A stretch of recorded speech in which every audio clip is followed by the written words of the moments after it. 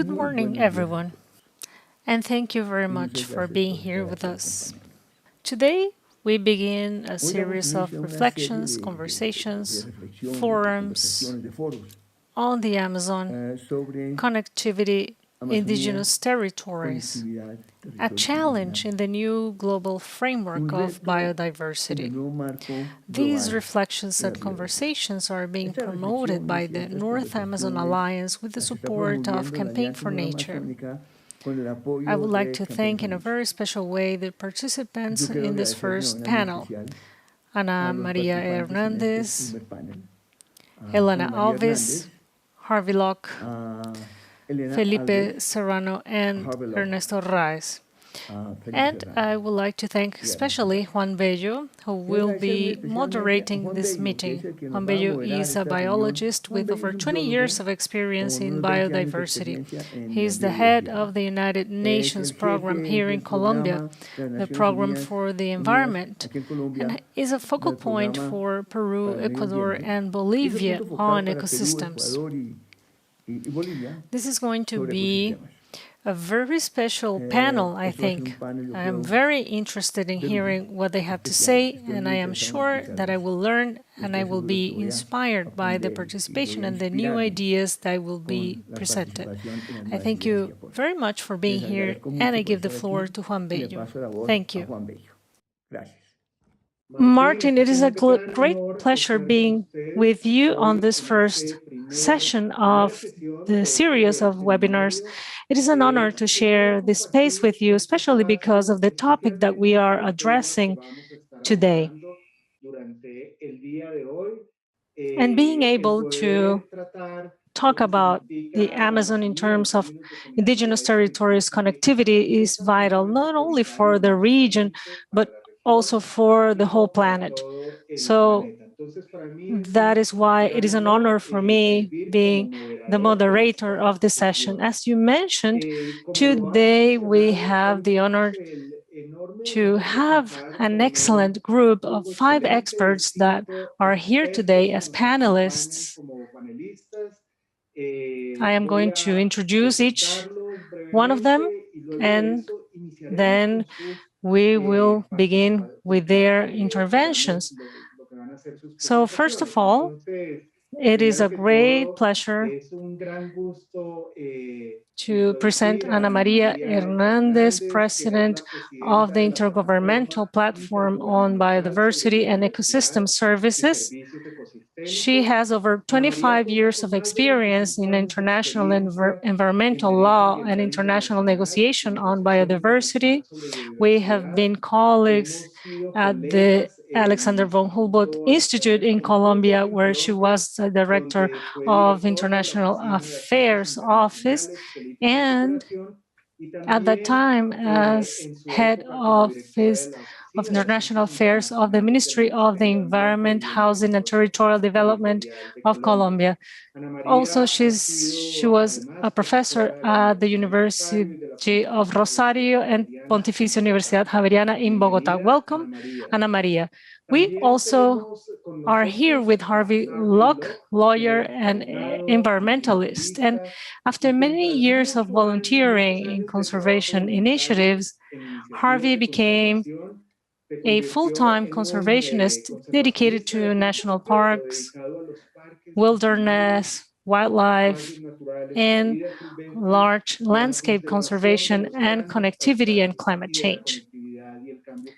He is currently chair of the IUCN World Commission on Protected Areas Working Group.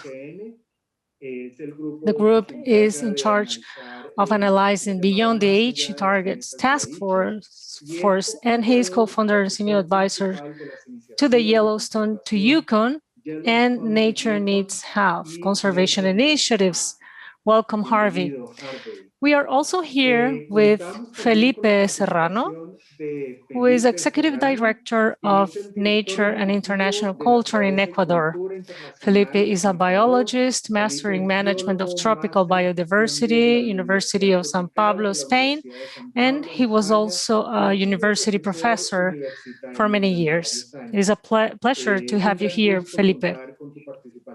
We are Also here with Elena Alves Pinto, and a few minutes ago, I knew that she decided to work on the UN program for the environment for the regional office in Latin America and the Caribbean. We are colleagues now. Welcome, Elena.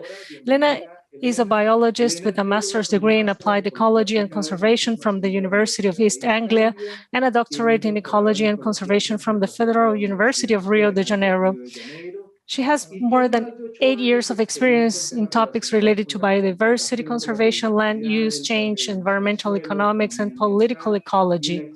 In her PhD, Elena evaluated the role of other effective area-based conservation measures established in Aichi Target 11 and the effectiveness of local communities in preventing deforestation in the Amazon, in the Brazilian Amazon. It is a pleasure to have you here, Elena. And finally, it is a pleasure to have here with us Ernesto Raes, who is an ecologist, researcher, educator in nature conservation, indigenous peoples, ecosystem approaches to health, and critical analysis of development with an emphasis on the Amazon. Ernesto graduated from the National Agrarian University, La Molina, Master in Latin American Studies, Tropical Conservation and Development from the University of Florida, and currently he is the Executive Director of the Institute of the Common Good. Welcome, Ernesto. So before we begin with the first presentation, I would like to highlight some aspects that we consider fundamental for this webinar. First, 10 years ago, actually 11, when the final negotiations were being made in the biodiversity strategy for 2010, which led to the Aichi targets, we made a call upon the urgency to have ambitious goals at that time. And a call was made based on the observations that had been documented in terms of loss of biodiversity, and they were critical at that point. And then when it reached 2010 in Japan, there was a very important message of the urgency of action.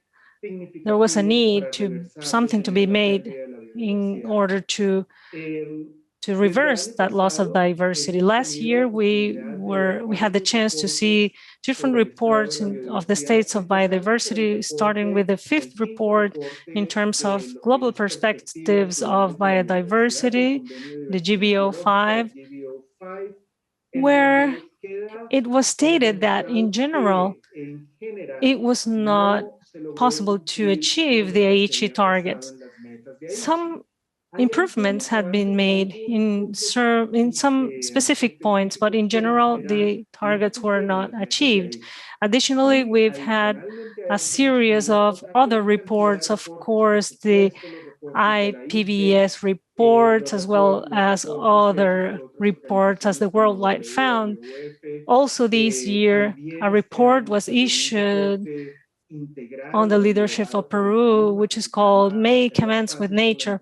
And what we are seeing is that this situation is dramatic as ever, that the trends are alarming, and we are entering in a planetary crisis that is revealing a different horizon. It is,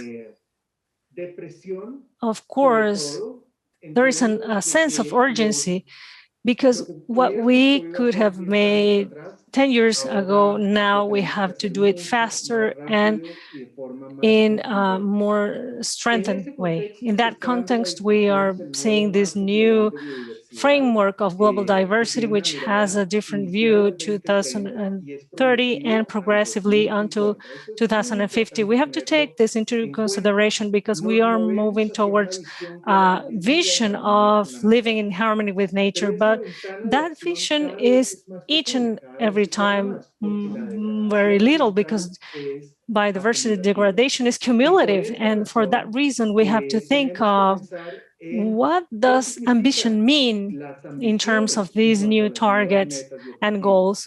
What does it mean thinking about those alternatives? Clearly, what we can say is that although protected areas have been part of the targets and they have been achieved in certain countries, they are still insufficient to face the loss of biodiversity. And there is where we have to have a broader view in terms of the Amazon. And that is a topic that we have today. We are here in the presence of many experts on this topic that will be giving their own perspectives. And having said that, we will make a general review on these topics, and then we will move forward on each of those topics in order to deepen on each presentation. After, we will have a Q&A session. And after this brief introduction, I would like to give the floor to my great friend, Ana Maria Hernandez, who will be talking about what represent these goals in ambitious areas for the Amazon. Ana Maria, please, you have the floor. Thank you very much, Juan Carlos. Thank you very much, Gaia, the North Amazon Alliance, for the invitation and being here today. And this is a very interesting topic because we are betting on life. And we are not only doing that with words, but also with facts. As you said, the biodiversity goals between 2010 and 2011, the Aichi targets established some targets that at the same time, they are science-based, but also they are negotiated on the basis of a political environment and have economic repercussions. And all of that had to be assessed in order to reverse that loss in biodiversity. 10 years have passed, and as Juan Carlos mentioned, the global evaluation of the IPBES in 2019 showed how, despite the huge efforts that have been made in the world, the Aichi targets were not met in 2020. And that was assessed by the Global Group 5, and we worked with the biodiversity group of work where we created a report in terms of a multilateral work. As Juan Carlos said, we were working with the World Wide Fund, UICN, as well as the PUN, and we created a synthesis report. And the different reports said that precisely what Juan Carlos said. The message is very clear. We are on the wrong path. So it's a more accelerated like never before. So in terms of protected areas, is one of the 4 goals that we have been doing better, moderate advancement. Not great, but moderately. So it's very clear to preserve the biodiversity. It's a process that had many phases. It is complex in itself. It depends enormously from the dynamics that is lifted as territories. The concept not only to go there and to put a territory, to establish a territory, because you can't do that. You must establish an area where you make process and conservation that it includes the taking care of and also recovery and rehabilitation on the restoring of the composition, structure, and functionalities of the ecosystem. Depends also from each case, the dynamics of the territory of the populations that depends on the biodiversity. In general terms, expansion and administration of the protected areas, including terrestrial areas of freshwater and marines also. It is very important to protect the biodiversity and also to stop the process of loss, but it covers only a few sites. We still haven't had achieved totally of ecological representation. It's very complicated. And in the Colombian context and in the Amazon context, we have to talk about the management, equal management of the areas. I would like to, before talking about numbers, and to Juan Carlos,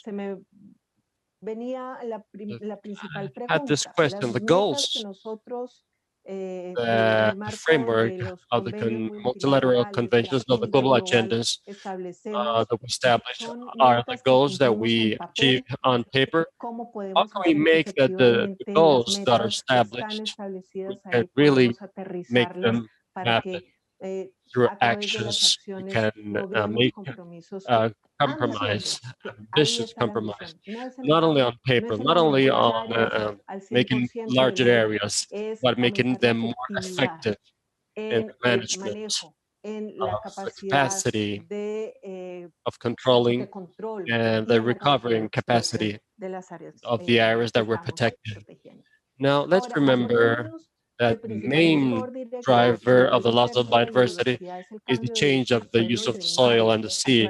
Right now, 75% of the soil is transformed, like the 66% of the oceans, and according to projections of our experts, of it for 2050, around 90% of the soil is going to be altered significantly.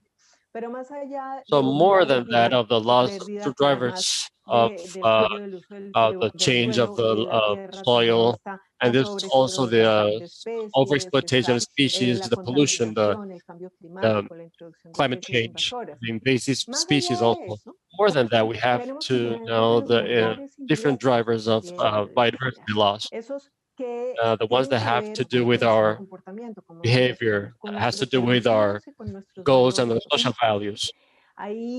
We see reflected the different difficult situation of the management of protected areas and also areas of conservation. We see why we have the deforestation, why we have the enlargement of the agriculture frontiers, and why we have the total conflicts for illegal issues, why we have the poverty, lack of health, between others. We also know that in countries like Colombia, the complexity in the management of the areas that must be protected independently from its legal character, it is way more deep. It's deeper than in other territories in the world. So that's why it is what it's talked to you. It's focused on the governance, because the governance that must be adaptive, it has the participation of the society and the effective mechanisms and distribution of benefits and financing and applying the rules for everyone. So this governance is in different levels. Maybe we're talking about the Amazon. We have to think also that what's the role that the government, the national government has? The government has a very important role here in supporting the institutionality that allows to preserve the areas, but also it allows that there is a strong investigation and effective conservation. And this not only is from the national governments, but also the local governments and the subnational governments. The sound of this internationality is a key element to be considered for the success of this conservation. But more than the institutionality, the governance, traditional speaking, the institutionality of the regimes of local governance are very effective. And that we can see in the Amazon, the people from the indigenous people and the local community, when they are really working for a goal, for a clear goal, that is the protection of their culture throughout the protection of the territory and the biodiversity. So it's clearly our means, a very effective means of protecting, of conservation. So that leads us to we're seeing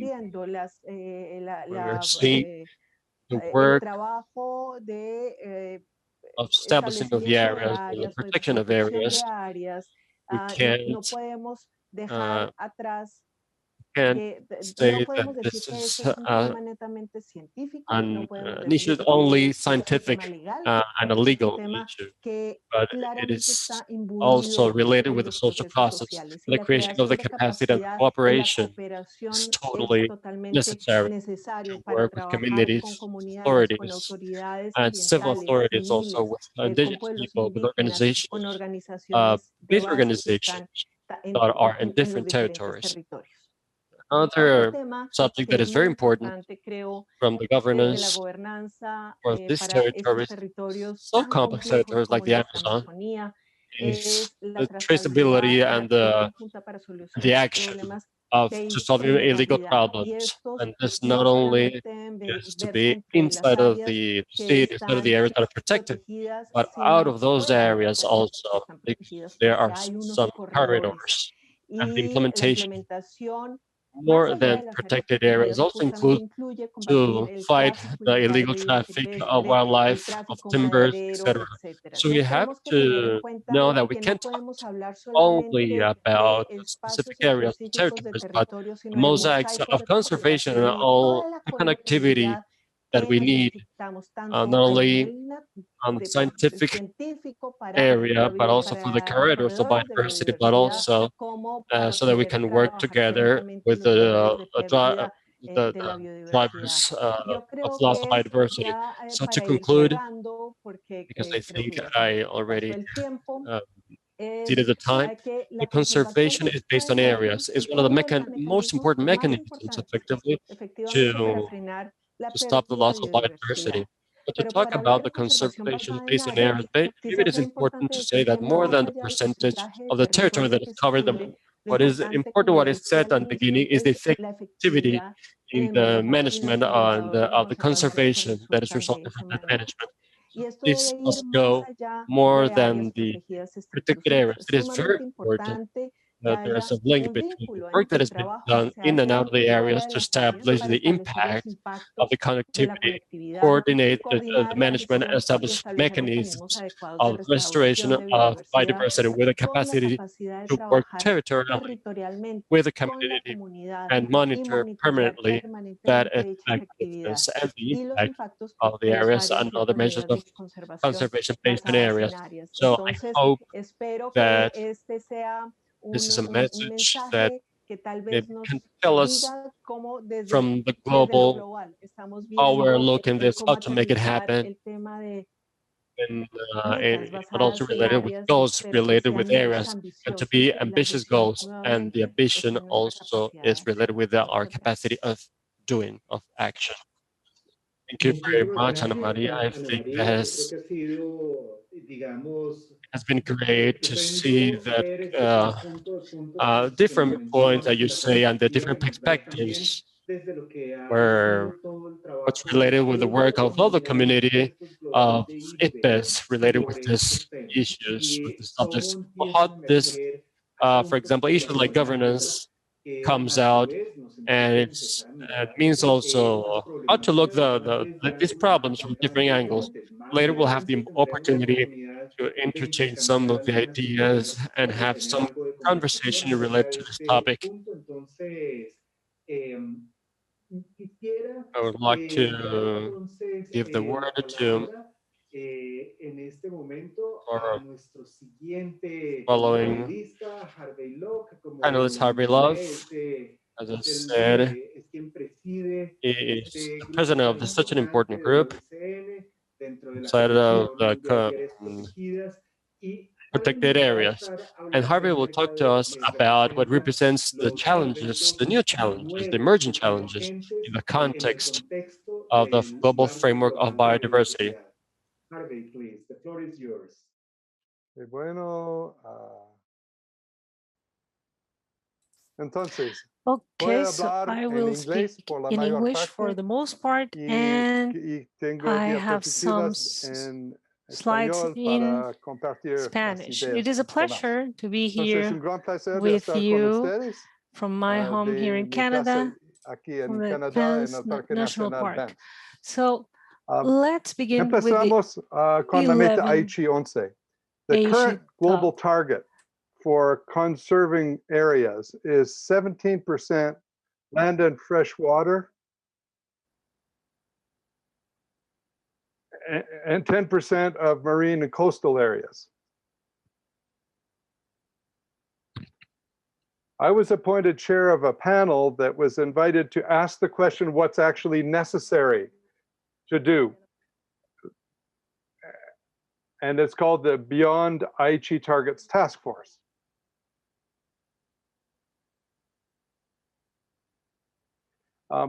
This is a survey we did of scientists around the world, 363 country individuals in 81 countries, and we asked questions about.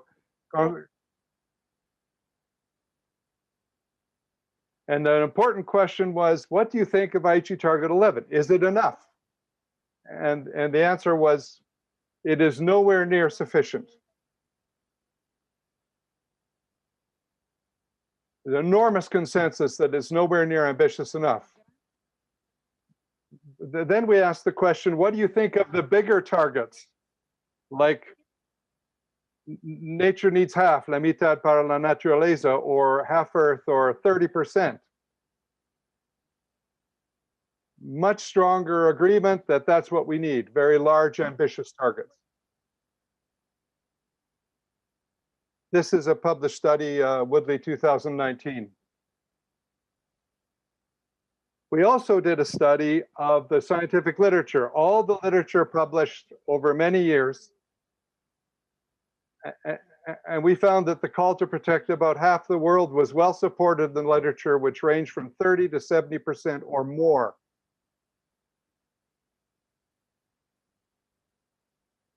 And it's important to know that those studies are mostly of studying scale 1 of biodiversity. And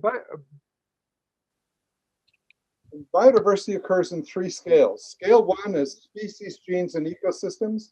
Many times people make that short to just species, but it's all 3. But then there's a second scale, which is the scale of the interaction between those things and abiotic processes like rivers flowing. And then there's a third scale, and that's the health of the whole world, the scale of the Earth ecosystem, which is reflected in Rio Principle 7 and in the Living in Harmony with Nature vision. And we must act across all 3 scales, not just scale 1. This is a kind of an Earth system approach. So you'll see in the vision of 2050, Living in Harmony with Nature, sustaining a healthy planet. And in Rio Principle 7, the health and integrity of the Earth ecosystem. That scale, as well as others, are what we need to focus on. And Rio Principle 7 applies to the SDGs also. This led a number of us to create this idea of a global goal for nature that's nature positive by 2030. Taking a whole Earth system approach, how do we turn the curve from a -1 that was described earlier to a positive one by 2030 and then get to full recovery. This is the idea of a nature positive world. The G7 leaders, which is countries like Canada, the United States, the UK, Germany, Japan, France, Italy, all came together, and their presidents and prime ministers, so President Biden, Prime Minister Trudeau, President Johnson, and said, well, the world must not become not only net zero carbon, in other words, zero net emissions, but also nature positive in a compact this last month. It was just 2 weeks ago. And it says, we will support and drive new global targets to protect at least 30% of global land and at least 30% of the global ocean by 2030 as a foundation for the effort required. This is important because this is actually the first global agreement we have among 7 leaders in this respect, and it just happened in the last 2 weeks. This is the current language of the zero draft of the Convention of Biodiversity, which is going to replace the Aichi targets. And our conversation has been framed in Target 2, by 2030, protect and conserve at least 30% of the planet. Also relevant, if you think of biodiversity at all 3 scales, is Target 1, about retaining most of the existing intact wilderness areas and connectivity among them. And also Target 7, increasing contributions to climate change mitigation and adaptation. So when we think of area-based conservation, we need to think about all 3 of these things together at scale. They are all required. And then here's the challenge. How do you have a target like 30% or 50% in a world that has very different conditions? It's not the same everywhere. This led us to create, my task force, to create this idea of the 3 global conditions for biodiversity conservation and sustainable use. So this is about protecting and use, human use and nature's needs. But the world breaks down basically into 3 conditions or situations that we find ourselves in 2020. 18% of the world is heavily transformed in cities and farms. About 27% of the world is at the other end, very large wild areas. You see the Amazon here as a large wild area. You see the boreal forest of Canada, similarly a large wild area. And then the area in between 56% is in what we call shared lands, which is less than half modified and less than half, but more than half of 1% modified. So a lot of the world is in that middle condition. And we need strategies that work across all 3 simultaneously. No one is more important than the other. They all must happen to preserve biodiversity and achieve sustainable use and achieve equity and the Sustainable Development Goals. I'm going to focus, however, on number 3, Grandes Áreas Silvestres, because that's, of course, when we talk about Amazon, that's what we're talking about. This is from a recent report from Ana Maria's organization, Biodiversity and Climate Change, where this 3 conditions framework was embraced and adopted and called SCAPES. And then the language directly related to the Amazon is here. The multifunctional SCAPES approach can significantly contribute to minimizing, reversing climate and other impacts. Large intact wilderness and critical habitats, such as the Amazon rainforest and the open ocean, play an essential role for global biodiversity, climate, and other functions. That's those 3 scales of biodiversity I was talking about, not just the first scale. Yes, the Amazon is the most species-rich place on Earth. But that isn't all that it matters for. It matters as these other scales. So what does it mean? This is a map of the 3 conditions in Amazonian countries. You see one of the largest blocks of large wild areas still left on the planet. Large wild areas here. And why it's important, this is a photograph I took in the Blackwater Amazon north of Manaus. This is the forest generating the rain. This is not rain falling, this is rain coming from the forest, which actually is a function of the forest, not of just the species, not of representation of different ecoregions, but of the forest as a whole and its health, which creates the moisture, which continues to share moisture all the way across the Amazon in this sort of aerial river concept that sometimes our colleagues talk about. And in condition 3, this large wild areas condition, our goals for conservation need to be to retain o retener la integridad ecológica general y los procesos globales relacionados, como el almacenamiento de carbono y la regeneración de lluvias y los cursos as fluviales. well as Natural carbon processes retaining that and drive the health and rain structure of the world. generation. And in the Amazon, it looks like we need about 80% forest cover interconnected, especially in the northern Amazon, which is the topic of this conversation. Why? This is a map of carbon above ground in the trees in the Amazon. Dark blue is where it's most concentrated. You can see an enormous concentration, and the green is the next most concentrated. In the northern part of the Amazon, the whitewater Amazon in particular, or what Brazilians call the Solimões, the upwater part. This is a study of biodiversity and carbon at a global scale.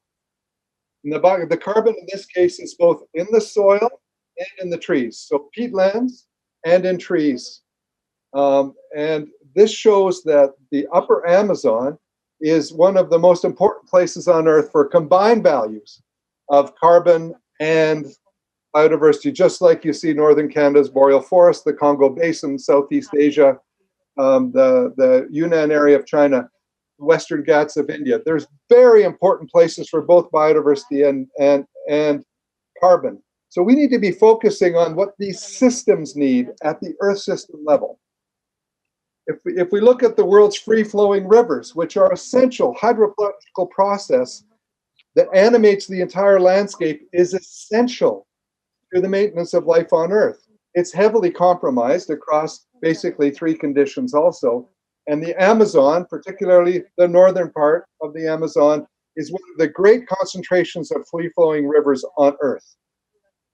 This is very important to the structure and function of the world. However, this is a study of threats to rivers, and the upper Amazon is one of the most threatened areas in the world by hydroelectricity development. This is a very serious issue. Hydroelectricity is described as green energy, but it can actually be disastrous energy for biodiversity. And we have to be very alert to this, especially in places like the Amazon. This is the current and proposed dams in the upper Amazon. So why does this matter? It matters because these dams become sediment traps, barriers where the sediment is trapped, and then it does not release seasonally downstream in floods. And the lower part of the Solimões, or Amazon to Spanish speakers, before it reaches the Rio Negro, is an Igapó flood forest. It depends on sediment discharge. It depends on flooding to actually achieve the functioning of the whole landscape. And as my friend Avisita Chichon says, the Amazon is actually a river, not just a forest. It's this whole function at the Earth scale that drives it. 80% forest cover, wild rivers, that's the Amazon. And it's full of indigenous people and local communities who've been there a long time, who depend on all of that function too. We must maintain all of that. This is where Rio Principle 7 comes in at the level of the global conventions. We have a shared responsibility, but it's differentiated by what we've done in the past and where we are in the present. But we all must come together. Canadians, Europeans, South Americans, everyone, Chinese, must come together to keep the Amazon intact at the scale of 80%, at the scale of wild flowing rivers, if we want the health of our planet to continue. This is why a number of us advocate for a top-level goal to be in place across all the conventions at the Climate COP in Glasgow this year, at the Kunming Biodiversity COP, and at the Stockholm Conference next year that will mark the 50th anniversary of global agreements, that we need an integrated goal of an equitable, nature-positive, carbon-neutral world. We need to think about how all these things come together, and one of the most important things we all must care about is the health and well-being of the natural processes of the northern Amazon. Thank you. Muchísimas gracias, Harvey. Definitivamente tener una perspectiva Thank you very planetaria much, para Harvey. poder entender Definitely have a planetary perspective, to have the different options, and it's very important. So what I've shared with us really places a horizon, a very concrete horizon about the level of actions that was required for the Amazon. Thank you very much for your presentation, and I have several questions here, and let's hope to have time so that we can answer them. So I would like to invite here Felipe Serrano, which I mentioned is Executive Director of Culture and International Nature for Ecuador, who will talk to us about what it means to guarantee the connectivity of the global agenda biodiversity, and to talk about all the topics that the spatial goals for the ecosystem connectivity. So I would like to invite Felipe to share with us his vision about this topic. Hola, buenos días. Un placer Hi, good morning. desde It's a Cuenca. pleasure Muchas gracias, Juan, to be here from Cuenca, from Ecuador. Thank you very much, Juan, for the presentation. It's a pleasure to be here in this panel. Un agradecimiento efusivo a la Alianza And Noramazónica I thank to North Amazon for creating this space of reflection for the new framework of biodiversity post-2020. My name, as Juan said, is Felipe Serrano. I work for Natural and International Culture, which is an organization that works in different countries of Latin America and has had some experience related with protected areas and connectivity. It's an honor for me to share this panel with Ana Maria, with Harvey, with Milena, and with Ernesto. And I congratulate you all. If you allowed me to share the screen. Okay, great. Thank you. I think that for all of us know that the connectivity, the ecological connectivity, has many definitions, but maybe the most accepted the definition is the concept as the free movement of species, of flux of natural processes that sustain the life on Earth. So this is a photograph of the dry forests of the south of Ecuador and the north of Peru, integrated in a very large landscape dominated by trees, Guayacan trees, and shows the dependence of the connectivity of the ecosystem, which is not limited by the borders. But we all know that the fragmentation provoked by the change of the use of the soil is the main driver of the loss of biodiversity. Fragmentation fractures the free movement of the species, deteriorating the services of the ecosystems. In Latin America, the data that you said before are critical.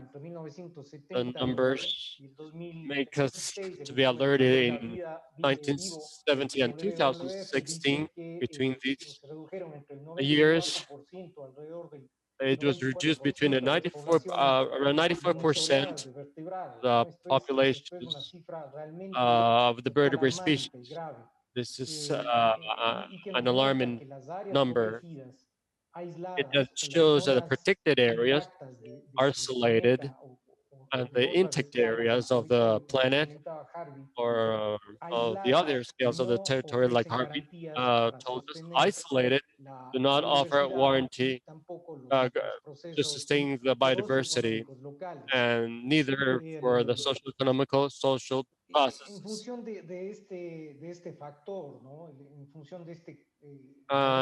Regarding this factor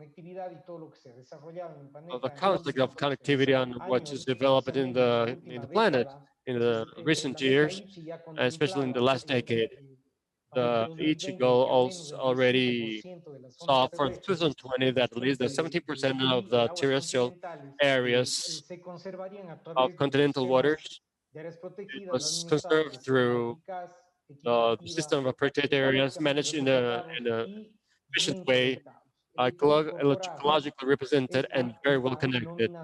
And to have this nomination to the goal, there was a limit for the parts to show that not only the goals of the extension of the protected areas that could be quantified, but also the goal of connectivity cover also a quantity goal. So the reports are very clear. The protective plans report of 2020 about the question of how well are we connected, how well connected are the protected areas of the countries. The number is determinant. Apparently, only 7% of the protected areas of the countries are protected and connected. So this is due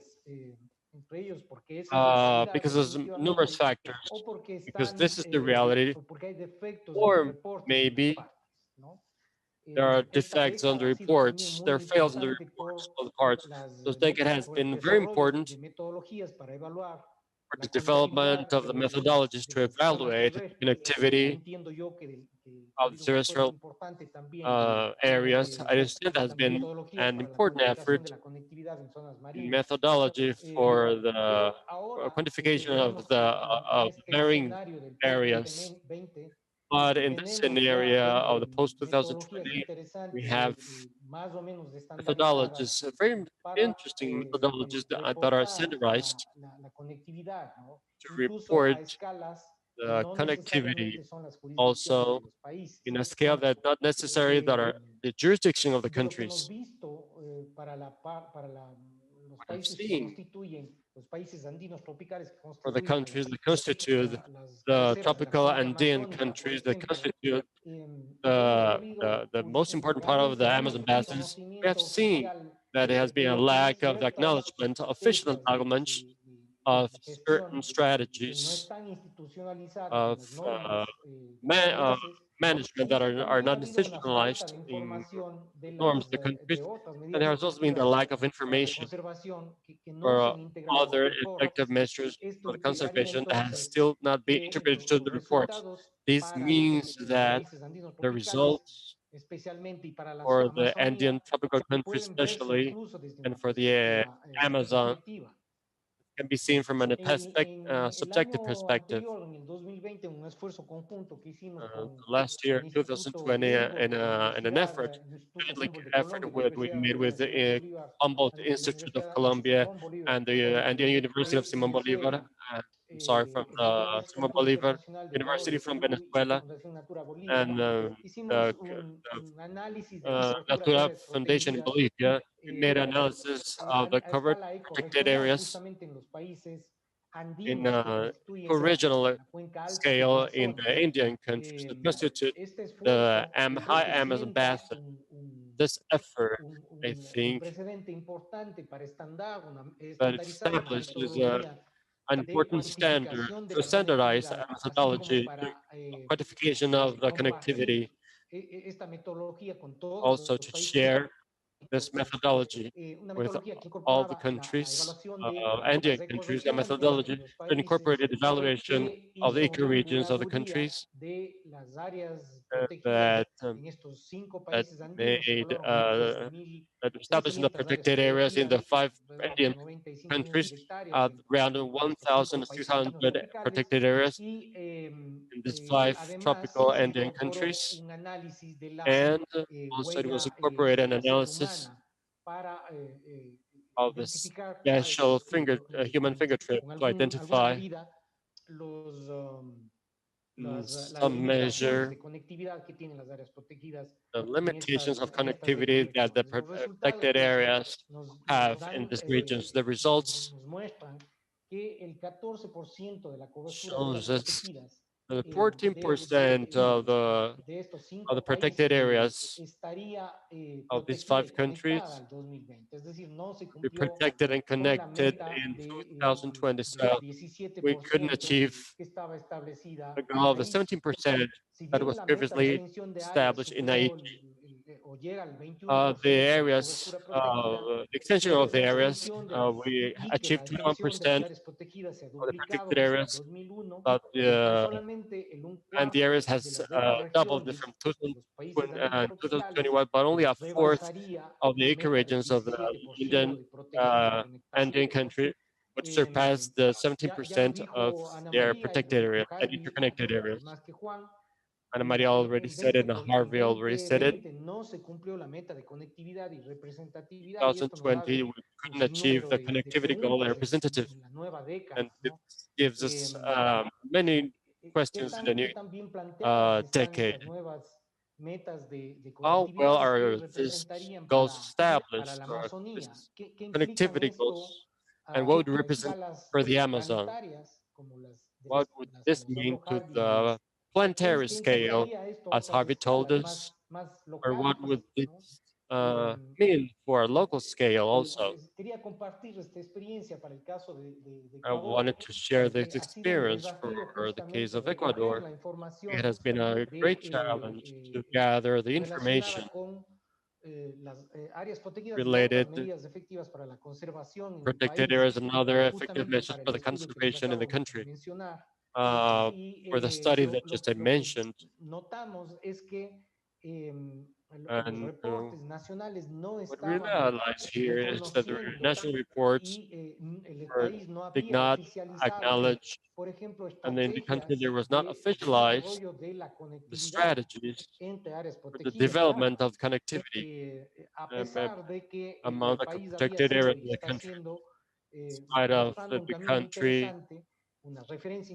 it's showing an interesting go to institutionalize strategies of connectivity. Ecuador becomes the first country that established a technical norm for establishing the corridors of connectivity and established officially for the first time the connectivity corridor Sangay-Monocarpo, which becomes the first connectivity in the region officially established. All these kinds of strategies were not reported by the country, has not been reported by the country. In the map on the right that you can see the dark green. Those are the protected areas, and the light green are the conservation areas promoted by the local government. There are more than 20 areas that has worked together the last 2 years, has had placed their own budget, they have their own structure of governance, and they have platforms, huge platforms, working platforms where they interchange the information permanently, and they connect permanently, not only on the ecological connectivity, and it has shaped the conservation corridor that would give other numbers to the report of connectivity of the country. So if you see the index of protectiveness and connectiveness for Ecuador,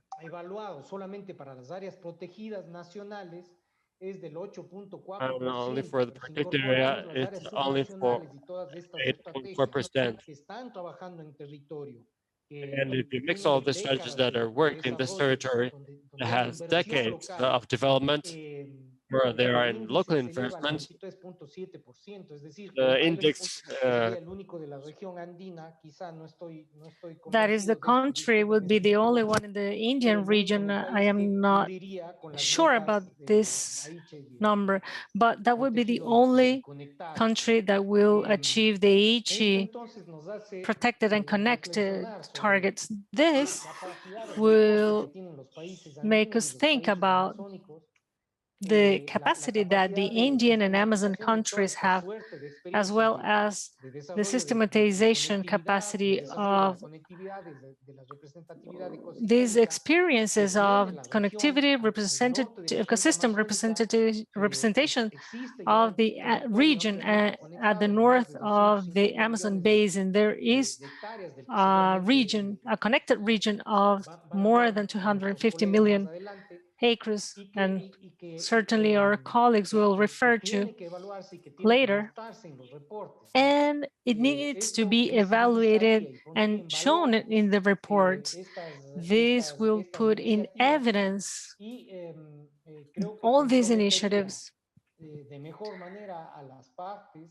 And this will help to create a commitment between the parts to give it more relevance on one side, but on the other, to take into consideration the targets that have been stated in the post-2020 document that are referred specifically in terms of connectivity to 50% of terrestrial coverage territories subject to spatial planning. That would imply an improvement in connectivity, and in the target 2, at least 30% that will be preserved through the protected areas, as well as efficient conservation measures, as well as well-connected areas that should be preserved until 2030. That's it. Thank you very much. Thank you very much, Felipe. I think it was a relevant presentation in order to understand the inherent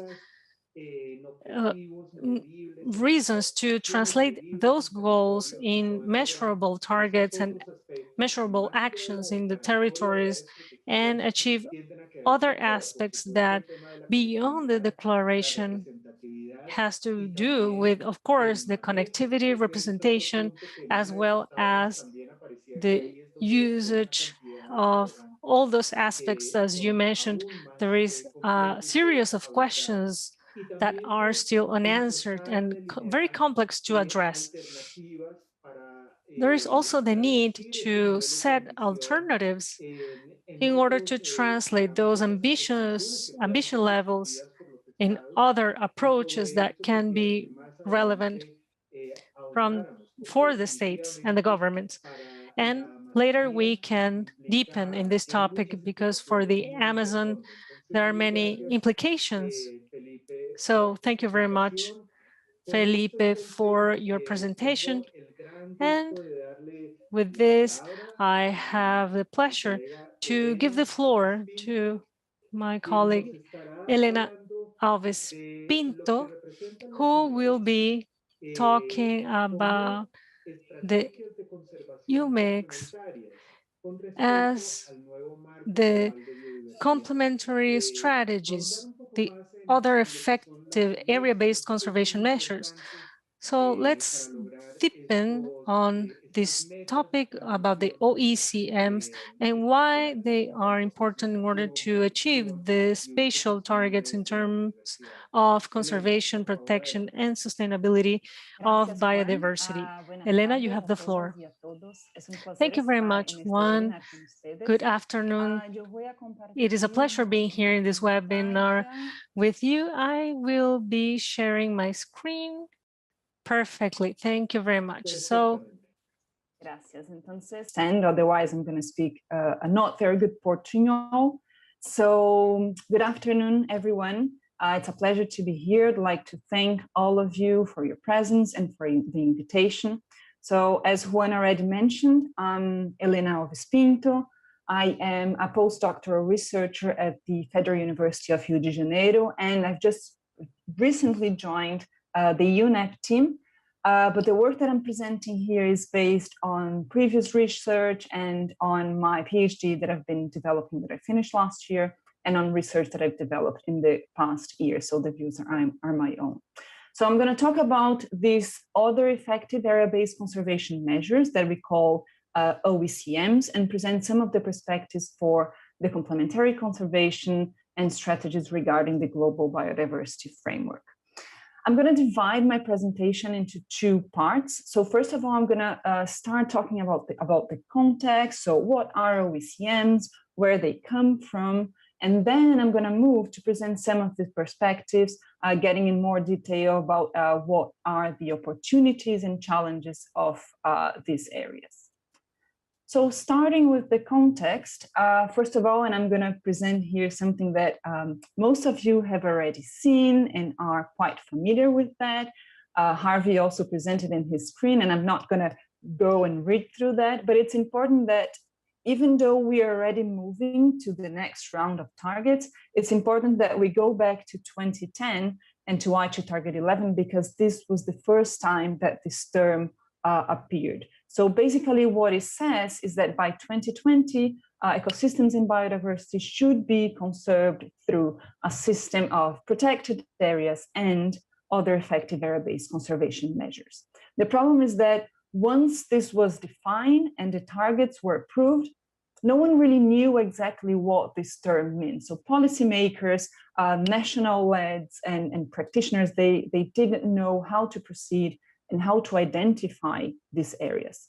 That's why in 2015, the IUCN Specialists Group on OECMs was created. The group is led by Harry Jonas and Kathy McKinnon, and they've been working since then to try to figure out a definition for this term, for OECMs, and then create a guideline to help people recognize and report other effective area-based measures. So in 2018, the CBD adopted the definition proposed by the specialist group. And in 2019, the guidelines on recognizing and reporting OECMs was published. And this was very important because it was the first time policymakers and actually the entire society had the opportunity to understand what these areas are, understand what the criteria for identifying these areas are, and understanding the next steps, so the step-by-step that they had to go through to identify these areas and report these areas. So what are OECMs? And I include here some of the criteria that has been described in the document. First, they are geographically delimited area. So especially you have to have a limit for these areas. They can't be classified as a protected area. So if you have an area that is defined and recognized as a protected area, this area can't be an OECM unless you decide to restructure your protected area system in the country and decide that it's not a protected area anymore, and then it's going to become an OECM. It has to be governed and managed in ways that it achieves positive and sustained long-term outcomes. So in other words, it has to be effective for biodiversity conservation. But it doesn't need to have the aim of conserving, so the primary aim of conserving. For example, here in Brazil, there are some local communities that their first aim is to, for example, conserve cultural diversity. And as a second aim, they aim to conserve biodiversity. Another example is the military areas. The military areas here in Brazil, they don't have the aim at conserving biodiversity at all, but it's expected they're going to be quite effective for conservation. So where are we right now? Currently, as I showed you, we have the guidelines for recognizing and identifying and reporting OECMs that has been published in 2019. And the specialist group is already producing a document which presents the step-by-step method for identifying. So it's a very detailed, including the variables that have to be assessed, and it should be released quite soon. Because the definition has only been made or defined in 2018, so it was very recent, there aren't many areas that have been reported already. So if you check in the WDOECM, which is it's in the Protected Planet website from the WCMC, you can see that by 2021 in June, there were only 506 areas reported. So it's expected that this number is going to start increasing, and there are some countries that are already working a lot to recognize their area. So for example, Canada is very advanced on that, Colombia, Mexico, they are working on that, and some other countries haven't really starting discussing what they're going to report. So Brazil right now is in this position. We haven't been discussing what are going to be the next steps for that. And of course, we have to wait for the next COP, which is going to be at the end of this year, to understand whether the OECMs are going to continue in the proposed targets, and if so, what are the next steps from next year on and for the decade. Right, so I'm moving now to the second part, and I'm going to present some of the opportunities and some of the challenges of OECMs for biodiversity conservation. The information that I'm presenting here in this section is a result of my research in which I interviewed several experts on the topic, and I analyzed their answers, so you're going to see some of the responses that they gave. So the first opportunity, and this is actually one of the main responses from the interviews that I got, is that the main opportunities for OECMs is that they can contribute for the recognition of these areas. So once these areas are recognized as an OECM, it's likely that they're going to be incorporated into the conservation agenda. And from there on, there are lots of consequences from this. So to give you an example, they increase their chances of being funded. If you're talking about a local community, for example, you can increase the pride and empowerment of these communities. Because of that, you can have a maintained management, sustainable management, if it's the case, resulting in long-term conservation and maybe, why not, recoupling nature and social systems. So there are several consequences of recognizing an area as an OECM. The second one is that many interviewers believe that these areas are going to actually be very effective for biocultural conservation. The first reason is that some of them mentioned that the guidelines published are quite strict. So very few areas are going to be able to be recognized as OECMs. And in my PhD study, I actually saw that some of the candidate OECMs in Brazil, which includes indigenous lands, it's open to debate if indigenous lands are going to be OECMs or not. Quilombola territories that are areas that are inhabited by former descendants from slaves in Brazil. And both of them are very effective for curbing deforestation when compared to their control areas. And finally, another opportunity is that these areas can complement protected areas. So some of you have already mentioned they can complement in terms of representativeness. All of you know, and some studies show that some of the protected areas can be placed in places that are far away from threats or in low opportunity cost area. And the OECMs can come and integrate and promote a more integrated landscape, creating connectivity and contributing for this integration. And of course, there are challenges. So the first one is related to the identification of these areas itself. So it's expected that OECMs are going to be very heterogeneous. They're going to be small and very numerous. They're going to have different governances. So it's going to be quite hard to identify them. And also some interviews mentioned that because the guidelines are very strict, it's also going to be very hard to identify these areas as well. Monitoring is another challenge. So even though today we have very different types of monitoring systems, satellites, on-the-ground monitoring, it is still a challenge to achieve the scale that we want to achieve and still get the detailed information that we need to obtain to understand if these areas are effective or not. And finally, we have to consider that we can have the Goldhart's law, which means when an indicator becomes our final target. So some specialists say that this is more or less what happened in the Aichi targets, especially considering the 17% or the 10% area, because it became our main target and sometimes we forgot about measuring the quality of this area. So this is a challenge that we have to deal with. And what are the next steps then? So we have to wait for the next COP. And if the OECMs are actually going to be included in the next targets, we have to take action. So what are some of the steps that we have to think of to start implementing and reporting OECMs globally and nationally?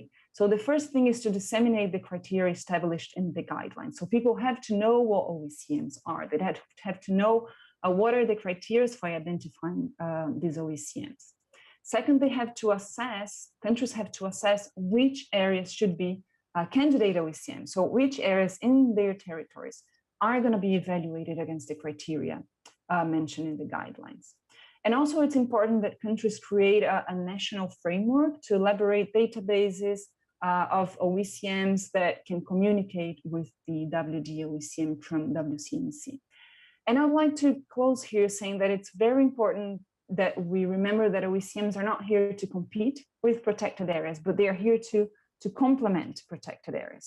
And more than reaching a target, they are essential for stimulating actors that are already working for conservation, but they're not being recognized for doing so. And there are many positive consequences from recognizing and bringing these people to the conservation agenda. So I guess that's it. Thank you very much. And over to you, Juan, again. Muchísimas gracias, Elena. Thank you very much, Elena. I think that you have the possibility to understand what is the discussion, to recheck what it means in talking about the goals that we have, and it's very important, and also in front of how to guarantee, how to influence politically from now to the next meeting conference of the parts of the Biological Diversity Convention. Thank you very much, Elena, for this presentation. With this, I would like to invite our last panelist of today, Ernesto Raez. As I mentioned, is the director of the Institution of the Common Good. And I would like for him to talk about what means the Amazon for this biodiversity agenda, what means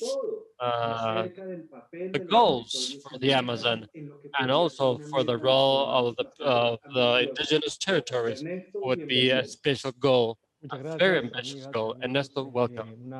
Thank you, dear friend. Thank you for this invitation. And I'm very happy listening to you. I need to share screen. I'm Ernesto Raez. Luna, I work in the Institution of the Common Good that is member of the North Amazon Alliance, as well as the Amazon Network of Social Environment Network, the RICE. And as Juan said, these are the questions that we have. And I think that will allow us to unite all what all the other panelists said also. What does Action Target 2 means for the Amazon? In the framework for the actions of biodiversity post-2020, and what's the role of the indigenous territories regarding this target?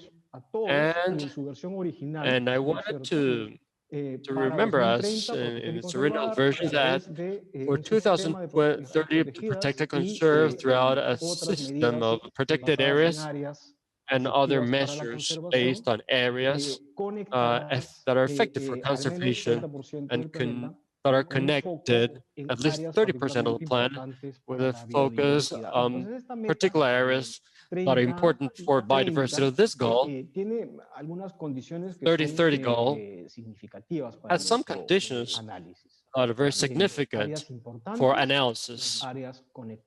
Important areas, connected areas, and affected areas.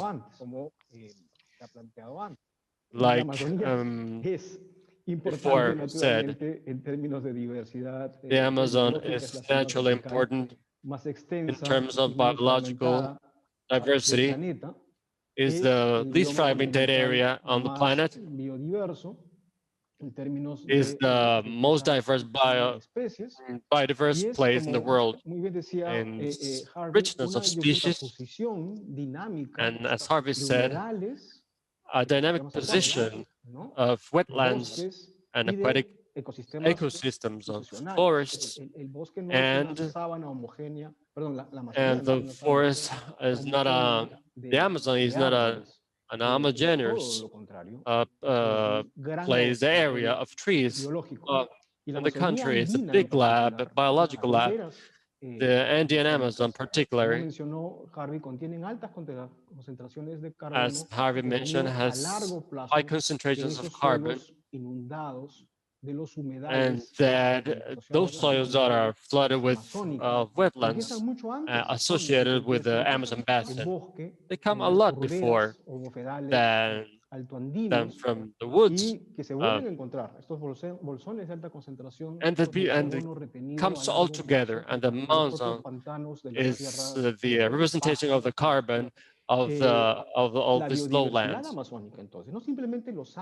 biodiversity of the Amazon, not only the trees, but the altogether interactions of the forest regulate the weather and regulate the global weather. They are very important participants of the carbon cycle as well as an hydrological regime. And this is important for the Amazon as well as for other wild ecosystems. This is very important to remember. We're trying to save the world, not only for not only the Amazon, but all the wild ecosystems. And they're not replaceable. And not human machine, not society measure in itself can replace these functions of this wild ecosystem functions. Let's think in one of the conditions that our action target to have the connectivity. And as we saw before, this is a complex concept. This is a scalable, transcalable concept. It is not the same connectivity that requires a butterfly, that the connectivity that requires a snake, or a connectivity that requires a tree. For example, when we found in a natural history many insects where the immature animal grows, like a small bug, it's inhabited, and it's an different ecosystems where he spends his life as an adult. So for only one species can keep and maintain himself, you need a whole different kinds of ecosystems. And from one species to another, all these ecosystems will be different. So scale, it must happen. It will also be different. For example, for the giant animals that live in small animal groups in this lake of the Amazon. And those four, these are separated from each other. So they need enormous territories to have viable populations. And also the connectivity of the associated organisms to the aquatic ecosystem, it is very different. It is very different from the connectivity that required for the organisms that live in the soil. So this is our both aquatic and soil ecosystems, both interacting permanently with the other one. So there are other ways of interpreting the connectivity is in terms of our connection of the human species, our natural history with the forest of the Amazon, of the biome of the Amazon. And here is where are the original territories of the indigenous people. And it is where it is important to ask ourselves what is the viability ecologically, economic viability to support these people that are the original humans of that bioma, and of course they have participated mainly constructively, mainly positively from the different times of the bioma that we will all preserve. And those adaptations to the Amazon bioma, it is expressed in the cultures and the indigenous cultures, in the myths, in the stories, in the ways to understand the relationship between humans and nature, what we call the relations values of biodiversity. As you can say, the ICBIS is preparing a report really how to value this diversity and how can we incorporate the different systems of value to our actions so that the biosphere collapses and falls all over us. So I have the honor to have I can verify this effort. And one of the most important concepts that we're working on are the values, the relation, the value that has the nature that are not, that makes us human, that makes it more humans through the relations with the nature.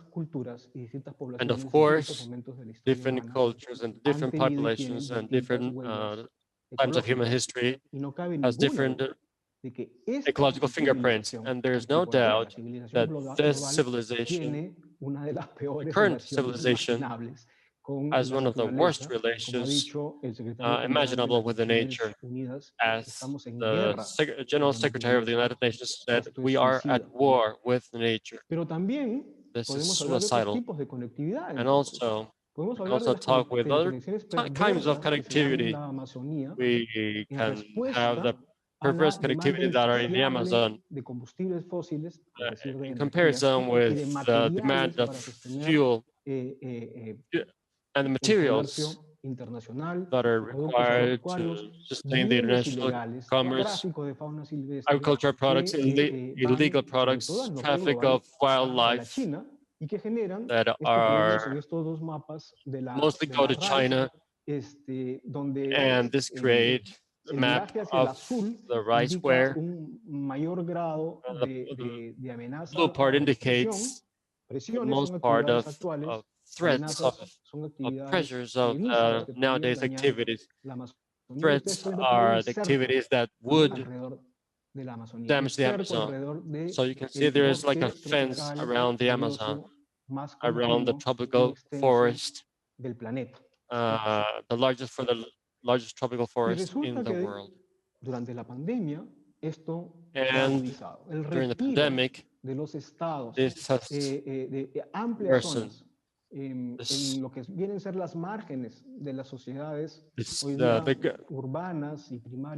Today, mostly and urban areas and export areas has allowed the progress of the destructive activities. And the fence is right now fence of fire around the Amazon. In Peru, my country, we have deforested more than 190,000 acres of land, and this is the record of the century. So it also represents a consolidation of the tendency where we are having in this century in the destruction of one of the largest biomes of mankind. So how is this criteria of effectivity criteria? If we got ourselves through the remote sensors and the numbers, on paper, we already exceeded the action target 2. We're already on the 47.2% of the protected areas and indigenous territories that generally they keep the forest in all the Amazon, and so that we could feel happy that we could achieve the target. But But we see really that the effectivity is very low. The Amazon states are actively supporting the worsening of the degradation of the forests of the Amazon basin, the deforestation, as I said before, the menace on the natural areas, protected areas, and the indigenous people that can no longer live there through the different politics and the lack of knowledge also that affect the indigenous people. And of course, from Peru, we can see that these territories are very fragmented. Small territories here and there that many times they are surrounded by destruction. And of course, cultural aggressions that are eroding the philosophy, the sustain this forest, the philosophy of the original forest that support them throughout education, for an open education, openly racist. And finally, when crimes are committed against indigenous people, go without judgment, I still ask myself, is there anything left to preserve without the peoples of the Amazon that will be the biggest biome of tropical forest in the planet without the resistance of indigenous people? My conclusion is that without them, there wouldn't be a lot left in the Amazon. Conservationists would have nothing to do in the Amazon. And let's remember that that protected areas are also indigenous territory, not because they are protected areas are not indigenous people's territories. And let's remember that indigenous peoples are the main defenders of the Amazon. No of the people present here today or I run risk for defending the Amazon. I don't run the risk of death for defending the Amazon, but all my friends here in this picture who have been winners of the Goldman Award, and they are very close friends, they are risking their own lives each and every minute when they defend the Amazon. And we currently know that the areas governed by the indigenous peoples are better preserved than the areas owned by the state and the governments. But all these areas and homicidal violence that these peoples are exposed to are generating great ecological, economic, and cultural instability. So what is the role of indigenous territories, or should we ask, what is our debt with the indigenous territories and their people? So what can we improve in the action target 2? At a global scale, I think it is very important to incorporate regional targets, especially explicit targets. 30 by 30 is a lot, it's too broad, and it would allow us to accept that our job is done with the Amazon and there's nothing left to do. But it is very important to differentiate the differences, and effectiveness in conservation is real in every biome, and the type of pressures and specific vulnerabilities that the indigenous people face and the guardians of nature in each biome. Another central element that Harvey mentioned, and see that here we have the same IPBES report, is that we have to integrate the climate goals and biodiversity goal in order to create possible synergies that are very important, but also to avoid greenwashing and dangerous investments. Friends of the Earth, as a coalition, as you can see from other organizations, just published a report called The Great Scam that shows how behind the net zero goal, many times it is a hidden agenda of not doing many efforts or not actually reducing the emissions in the global north, where it is pertinent, where it's needed to reduce the emissions. And moreover, other actions, and this is in the IPBES, other actions that can be good for the climate and end up being damaging for biodiversity, and consequently they can be negative for the climate.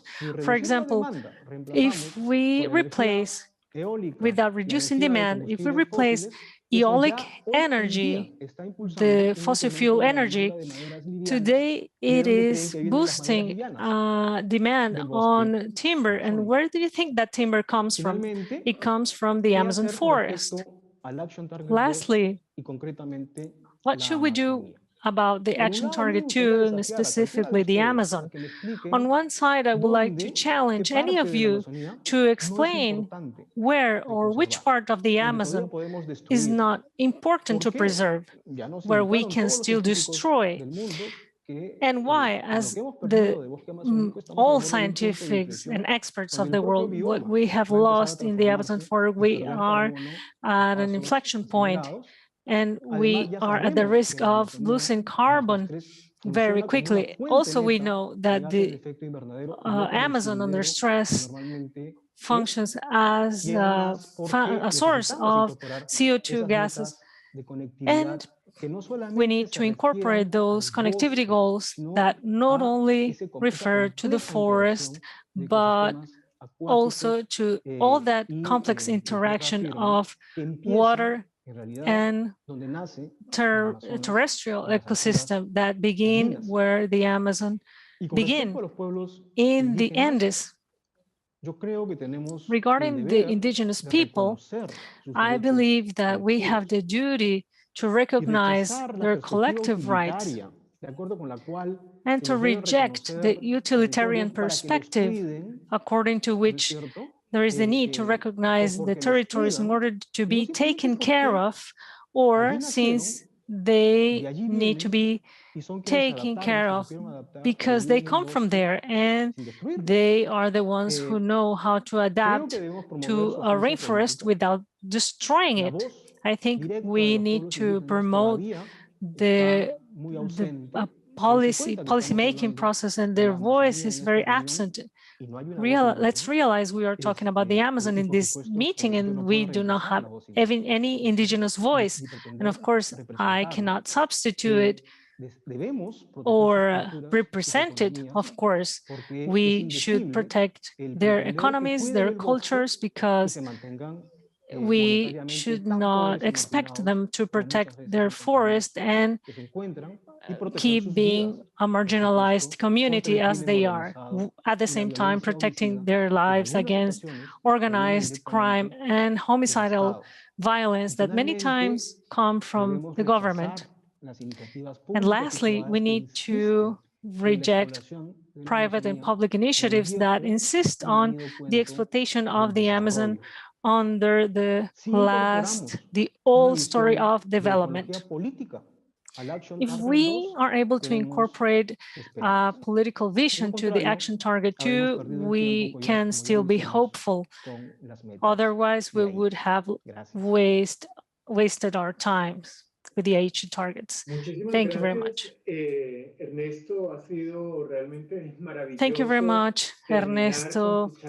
It has been wonderful to finish this journey with your talk. All presentations have been interesting, important in so many different aspects, and we still have around 20 minutes just to promote dialogue among ourselves. And I will ask you very short interventions in terms of questions. So it is very difficult for me gather the questions because they are so many and so complex. But the first one comes from what you, Ernesto, just mentioned. And for the Amazon, when we talk about connectivity,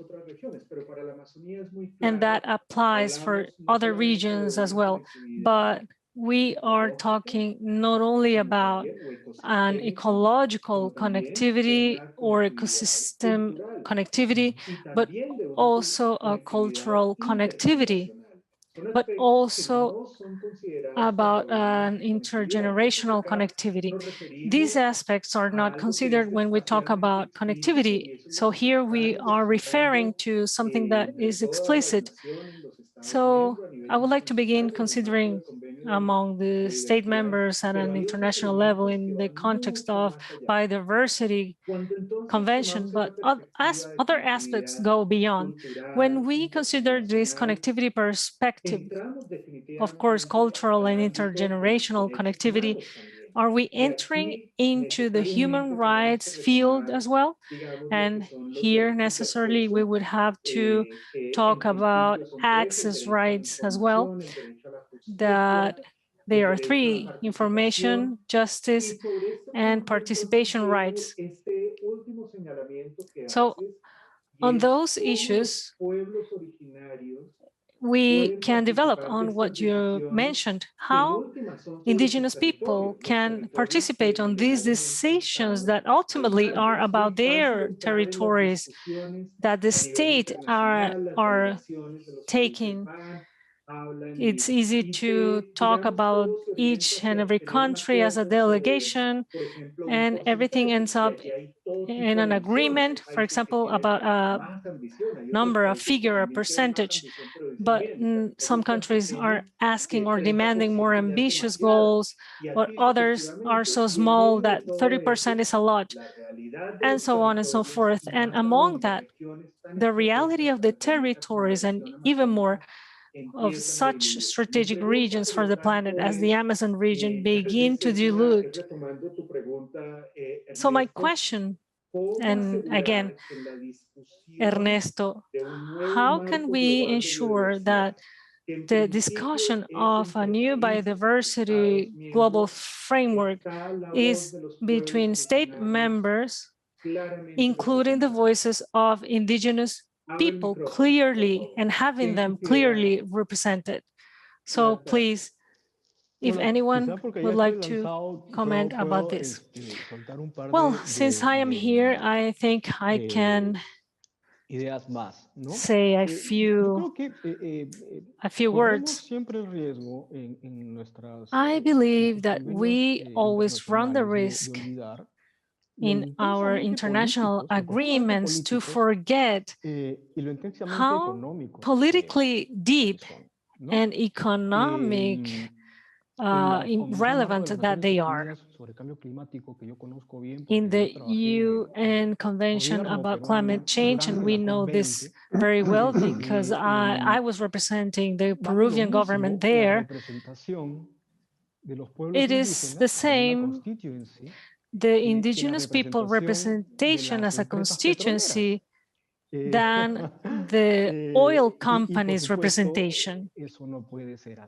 And of course, that is not possible. Someone who comes in defending their own territory and their cultural heritage cannot be treated as the same who is there just defending revenue. That doesn't mean that the revenue and companies and corporations are not part of the negotiation. The important thing is that they are not represented as NGO, as they are there, because that changes the whole negotiation. The other idea, and this is a statement if you want to, is that the vision of those who call them Martin von Hindermann expressed as conference in the current Colombia's constitution that give away great territories of the Amazon to indigenous people, and on the other hand, guarantees the representation of the government of Afro-descendant peoples of Colombia and indigenous people. That guarantees, at least at a national level, that the indigenous voices and the natives peoples are being heard through these multilateral conventions where the states are represented. So, for example, at this moment in Peru, we have a debate regarding the need of a new constitution, and according to that, we are stating very clearly the need to incorporate representation of indigenous people as mandatory, at least in the decision-making levels at the government. And another obvious element is that we have to take concrete and different measures in each country in order to make sure to have a consolidation of the indigenous territories, the enhancement of those territories that needed to be enhanced, and the presentation of communities as well as autonomous conditions of governments. And here we will have to be very creative because there is a need to actually prosper as people and guarantee the existence of the biome. Thank you very much, Ernesto. Anyone would like to add anything on this regard, on this statement that Ernesto gave us? Offer a comment if I can. Please, Harvey. Indigenous people exist across all three of the conditions I mentioned. So, for example, in Peru, in the Altiplano area there, you have lots of indigenous Quechua-speaking peoples who are very different from the people who are on the other side of the Andes. They practice cultivation. People in the Amazon are more hunter-gatherers, typically, some cultivation. So we need to be careful that when we empower indigenous people, we're also recognizing who they are and what they do. And ideally, to me, we would have the indigenous representation across all three conditions, recognizing that the traditional indigenous ways are actually beneficial, even if you get the levels of potato diversity, for example, in the Altiplano, not just protecting wild territories in the Amazon. I've been to Manu National Park in the Amazon, where there's actually uncontacted people still, which is, I think, fantastic. And the second thing I would offer is Western science is telling us that humans are one species among many that shares the world with the rest of life, and that the whole world is actually moving. Continental plates are moving, rivers are moving, mountains move. That's a perception indigenous people have never lost. They have always understood that. And if we don't get that holistic view of the whole dynamic nature of the world, that everything is alive and working together to create the conditions we live in, we will actually have a very ugly 21st century for the rest of humanity, whereas indigenous people have this inherently holistic view. So my view is that we should learn and embrace and engage that thought process in parallel with the Western scientific worldview. And of course, that means doing things like stopping saying there's a frontier where we can cut down all the forest and create progress. That is no longer progress in the 21st century. Cutting down a forest in a primeval condition is a disaster in the 21st century. It's never progress. It's always a bad thing. So let's recognize that, and then recognizing indigenous people who are present and empowering them to be part of it. And I believe also national governments have to play a role to protect and also to engage the Western scientific piece. Let's bring this all together and create the world that lives in harmony with nature, which right now we have not created. And so we need some humility also on the Western side, the Western science side as well. Muchísimas gracias, Harvey. Y si me permiten, Thank you very much, Harvey. And if you allow me, Anita, please. A reflection that starts from what Ernesto and Harvey said, is more from the philosophy on how to make it, and it's related with the fact that why is this so difficult?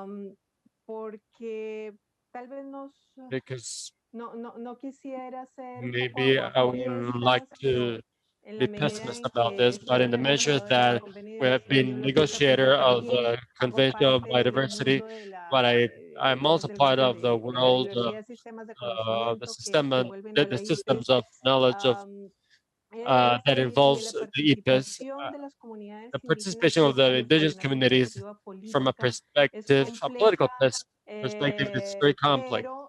But we've, we have achieved to do it very well through United Nations Forum of Biodiversity and the indigenous regions, the 7 indigenous regions that United Nations recognize have some indigenous knowledge between them that are very active, that we can give them as a whole an aggregate value, as special values, and the work that they're and this network of indigenous knowledge do together with the Secretary of Convention of Diversity and to participate.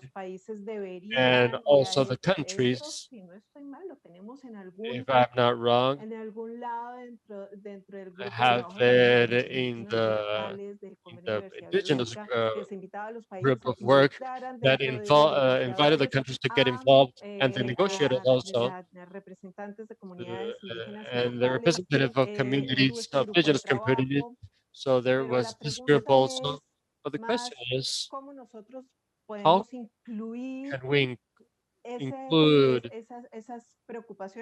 this worries, this need, this dimension of indigenous communities, local indigenous communities, and the peoples of this indigenous inside of the framework, global framework post 2020, that it's important right now. Of course, I cannot say this, but it does not correspond to me. But as if this, I said, we can participate also, and our knowledge that are scientific products.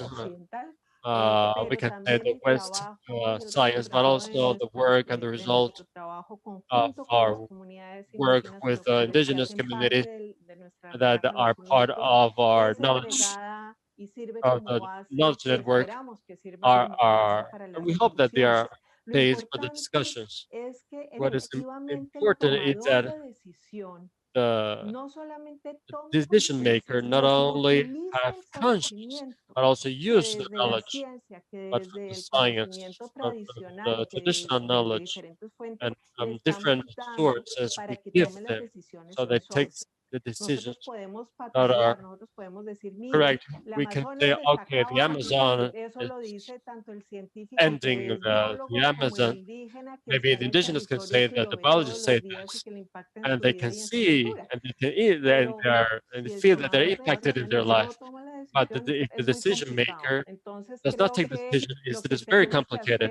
So we have to do is a change, a real change that can transform in the way of international decisions taken to congregate all the different systems of Muchísimas knowledge. gracias, Ana. Y Thank you bueno, very nos much, quedan Anna. realmente unos pocos We minutos have antes de cerrar just esta a few sesión. minutes before Con muchos los concluding the elementos que session with han many of salido the de cada una elements de las intervenciones. that we have had in many of the Definitivamente, interventions. lo que Definitely, quisiera señalar en este what I momento, would like to antes say de right dar now, una pequeña ronda final, before es que al hablar de ending, is otras to medidas talk efectivas de about other effective conservación, measures of en conservation el contexto del in the marco global de context of the global biodiversidad, framework of biodiversity, de la Amazonía of en the Amazon particular, in particular. tenemos que We definitivamente have abordar definitely temas muy de fondo. Uno talk de ellos, about claramente, es el tema subjects important cuáles subject son los impulsores of de like la biodiversidad what y are cómo the drivers of loss of ciertamente los estamos diversity abordando. and Entonces, how are we el treating gran this? problema So es que no the problem podemos is that we seguir can't planteando metas de just conservación establish que in están conservation en el targets mismo marco de that are in the desarrollo que hemos framework, tenido en los the same últimos framework of 50 100 development años, that we have porque had in allí the pues last claramente ya 50 sabemos que of eso no va a 100 years, funcionar. because we Más know that aún con lo how que is that going to work? Harvey, Ernesto y todos ustedes han More, estado even mencionando, more than que what mientras se Harvey just mantenga said, la everybody just said, dicotomía entre que se um, conservan unas partes we can y a say that, cambio for nos damos la example, libertad de we conserve some transformar parts and we completamente have the otras, liberty to pues transform the en others. conjunto el So resultado this, de eso va a ser un as a whole, resultado the result of this catastrófico is going to para be la a vida en el catastrophic planeta, result para for the nosotros life on this mismos como planet, una de las especies for que habita el all of us, planeta y or as demás. one of those species that lives En on this ese planet. sentido, cuando In hablamos de this esas otras sense, medidas, when we talk emergen about these también measures, esos it comes aspectos out de la also conectividad, no aspects of solamente connectivity, not espacial, como only ya lo habíamos spatial, dicho, but y as we cultural, said, on the generacional, culture, sino esa general, otra generation conectividad culture, but planetaria, also a que es tan planetary importante. Y connectivity that allí is lo very que important. Harvey mencionaba de So what tener Harvey un said, enfoque to planetario have cuando an entendemos todo interplanetary esto, y focus, when cuando we veamos la understand this as a Amazonía whole, desde esa until perspectiva we planetaria, see the todo lo que Amazon representa. and all that Entonces, it allí represents. ciertamente So hay que tener un enfoque really, we have to have diferencial. a Y eso different yo creo que es un focus. llamado de And this is a todos, call de todas y todos ustedes for quienes han estado all of you compartiendo muy that generosamente been very sus generous in visiones. Y eso sharing implica your vision that reconocer implies nuevos to modelos acknowledge o new no son models, nuevos, otros or maybe modelos de not gobernanza, new models, other otros ways of governance, modelos y other sistemas ways de and pensamiento, systems of otras formas de entender la ways of thinking, relación other económica ways of planetaria, understanding relaciones the relationship económicas, in the porque planet, muchos de economic esos relationship, because impulsores, many of como bien lo those señalaban, vienen de otras drivers come regiones from y other están regions teniendo impactos en la and they are Amazonía, having pero impact in no, the no Amazon, surgieron de but allí. Entonces, it didn't come from todo there. esto So nos all of this plantea una visión donde gives us a mission claramente that clearly debemos we invitar a los must estados a que invite to the tengan states metas to ambiciosas. Esas have metas ambitious tienen que goals, and these goals considerar have to de consider pronto una reflexión maybe a acerca de reflection cómo estamos regarding abordando how nuestras we are relaciones con la facing our naturaleza. Y aquí hay relationship un with nature. aprendizaje And muy this importante que is a tenemos de very los pueblos important originarios, en donde learning para ellos that we todas have estas with original preguntas people, no tienen because for sentido. them, all of these Realmente, que si se conserva el questions, it is 30% have o el 40%, nonsense, because if o we keep de la 30% or relación entre 40%, sistemas productivos, economía y la the conservación, relationship todo eso between está the integrado. productive Entonces, systems and all that is integrated. definitivamente nos For enfrentamos we ante nuevos face paradigmas que tienen new que plantearse si paradigms queremos that tener un has to be impacto. placed if we Y si los want to mismos have an paradigmas, impact. muy If we seguramente keep the vamos a same ver el ideas, resultado que we will ya hemos have the visto same en los result that we have últimos already 30 seen años. Y el in the last 30 years. 2030 puede ser una In repetición de lo que estamos 2030 viendo can ahora, un be a llamado para repetition of what we're metas seeing right ambiciosas, pero now, realistas, a y call todo esto de for the ambitious crecimiento. goals and etc. Lo último, antes de dar un cierre muy corto, As before es concluding, esta necesidad de empezar this a need integrar los to diferentes start to marcos integrate the different frameworks, internacionales, international frameworks, por ejemplo, para for atender la example, crisis climática, la to help crisis de la the conservación, la weather crisis de la crisis, contaminación. the Allí crisis of necesitamos alinear todo esto. conservation También and hay pollution. We have to aprendizajes, align por all this. ejemplo, We have de la a Convención Marco learning de las also Naciones from Unidas the para el Cambio Convention of the United Climático y Nations las for the global contribuciones for the weather determinadas change, nacionalmente. and Este es un marco que podría this también is a adaptarse framework para that could also biodiversidad adapt to y que nos biodiversity, llevaría a un and that modelo would completamente lead us to a diferente de totally hablar del different model. To 30% talk about como la más 30% alta ambición o as que hablemos del 17 al like the 30%, highest porque se ambition, podría tener una because we could expresión have distinta a different acerca expression de precisamente eso, cómo se atraviesan regarding los territorios y cómo how podemos can pensar it be en un modelo made que in the nos acerque territories, and lo how to más think on a posible model a la that conservación makes closer del to the 100% de la model Amazonía, de that la can make a totalidad de lo conservation que of the Amazon queda pristino en el of planeta y así what sucesivamente. we have Entonces, pure right now on definitivamente the hay planet, que currently on abordar the todo de planet. esa manera So integral. we Si have to ustedes tuvieran talk about un that minuto para in hablar con uno de los as a whole. negociadores If you had que 1 minute van a to talk estar en esa to the COP15 negotiators that are going to definiendo todo be esto y poniéndole el in this sello event, a esa nueva meta del Action Track and to put 2, ¿qué le dirían en what un would you minuto? tell that ¿Cuál sería person su in a minute? mensaje? what would be the message if you could tell him, and what to expect of that? So we'll go to each one of you, and then we'll close this event. With me? Okay, that's fantastic.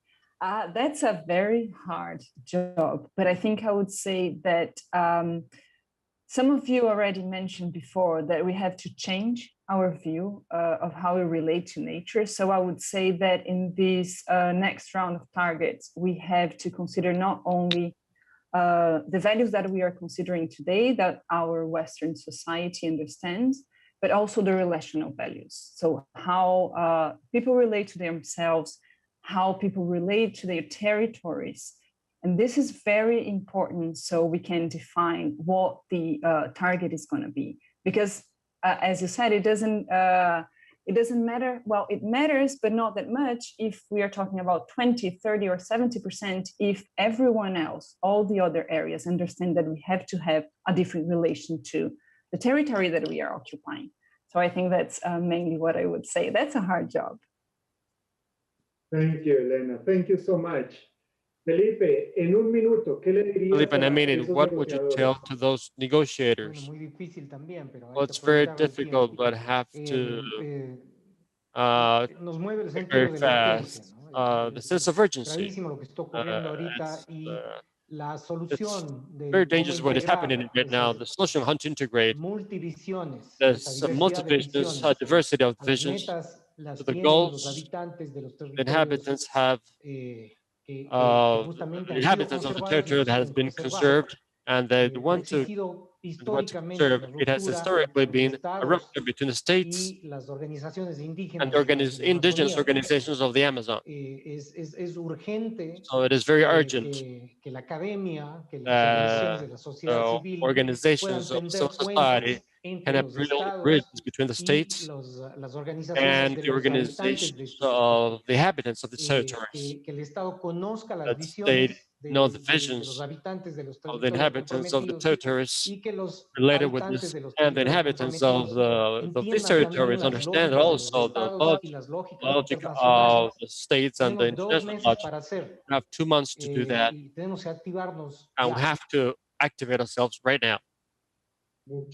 Thank you very much, Felipe. What would you say in a minute to the negotiators? I would say we need to integrate the conventions and all the international agreements. So we need to integrate the Sustainable Development Goals with the biodiversity goals, with the climate goals, and we need to create this overarching integrated vision of an equitable, nature-positive, carbon-neutral world. And by 2030, we need to have more nature in the world than we have now. We need to bend the curve of biodiversity loss so that we have a nature-positive world by 2030 across all three conditions: cities and farms, shared lands, and large wild areas. And the ocean. Fantastic. Thank you so much, Harvey. Wonderful. Ernesto, un minuto. Ernesto, you have 1 minute.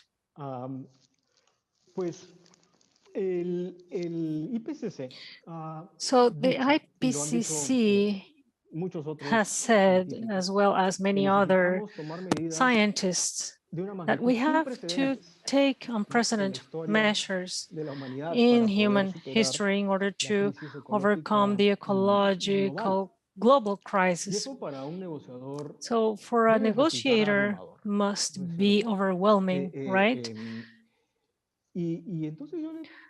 So I would say to a negotiator that 97% of the time that the human species has walked on the Earth's surface, 97% of that time in our experience have lived in egalitarian societies with low ecological negative impact, and only that 4% the last 10,000 years, when we discovered a way to accumulate in the hands of very few, emerged this terrible idea that it is correct that one human being dominates other, and that has been transferred to our relation with nature. We have religious guidelines that say that we own creation, and particularly when we discovered fossil fuels and we attained a structural capacity that we had never seen before, that led us to a break point, that is the point that we are currently in. That means that the world can change and human beings can generate important changes. This pandemic revealed that another nightmarish world is possible, but it should also reveal that another green and fraternal world is possible. We only have to imagine it and reach for that goal. Thank you very much for those inspiring words, Ernesto. So, well, it has been absolutely wonderful to have this last-minute inspiration words, of course, from the words of my dear colleague, Ana Maria. Thank you very much, Juan Carlos. I'm not sure if I would give that message to the negotiators or to the decision maker, the person that is working on the foreign policy of a given country. Basically, what is decided at a planetary level and what is actually done in each and one of the countries is a responsibility that that decision maker is on his hands. The future of the planet and our survival is beyond political considerations and economic considerations, and we have to radically change if we want to live in a future and a more sustainable planet, always based on science, knowledge, and the practices that gives us the example on how to carry on. Thank you very much. Thank you very much, Ana Maria. Thank you very much to all of our panelists for all your generous presentations and interventions, all that you shared today. We hope that this has been a very fruitful session and make a contribution to other sessions that are currently taking place. And this is critical for our near future. Of course, with an ambition that we have to live in harmony with nature. Of course, I would like to thank the Amazon Alliance, the North Amazon Alliance, Gaia, Hildebrand, and all his team for the organization of this session, and also invite you to be aware and expecting the following sessions of this series of webinars. Thank you very much. Have a good day.